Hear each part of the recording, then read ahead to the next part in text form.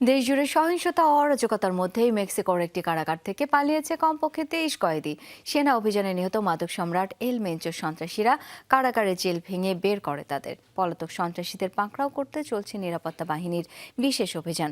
সাম্প্রতিক সহিংসতার পর এবার শীর্ষ সন্ত্রাসীদের জেল পালানোর ঘটনায় চরম আতঙ্কে স্থানীয়রা। এমন পরিস্থিতিতে দেশটিতে আসন্ন ফিফা বিশ্বকাপ আয়োজন নির্বিঘ্নে হবে কিনা তা নিয়েও তৈরি হয়েছে সংশয়। খরচ বাঁচে 65% পর্যন্ত। ওয়ালটন বিএলডিসি ফ্যান ছড়ায় স্বস্তির সবুজ হাওয়া। এখানে সেখানে কালো ধোঁয়ার কুণ্ডলী, পথে পথে আগুনে পোড়া যানবাহন, শহর জুড়ে সহিংসতার আলামত স্পষ্ট। রোববার সেনা অভিযানে মোস্ট ওয়ান্টেড ড্রাগ লর্ড এল মেনচোকে আটক ও হত্যার প্রতিশোধ নিতে মেক্সিকোর বিভিন্ন শহরে এমন তাণ্ডব চালায় তার অনুসারীরা।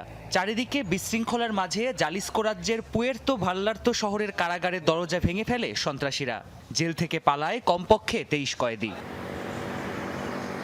এ ঘটনা প্রকাশ পাওয়ায় দেশটির অস্থিতিশীল নিরাপত্তা পরিস্থিতি নিয়ে আতঙ্ক ছড়িয়েছে আরও।